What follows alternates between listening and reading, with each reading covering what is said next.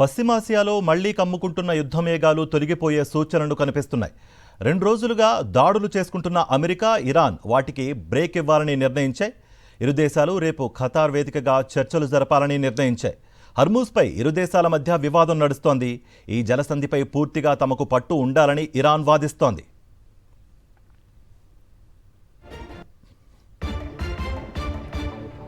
అయితే అది అంతర్జాతీయ మార్గమని, ఏ దేశానికి నియంత్రణ ఉండకూడదని అమెరికా వాదిస్తోంది.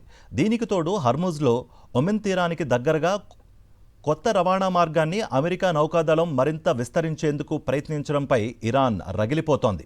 2 రోజుల క్రితం తైవాన్ నౌకపై జరిగిన దాడితో ఉద్రిక్తతలు మరింత పెరిగాయి.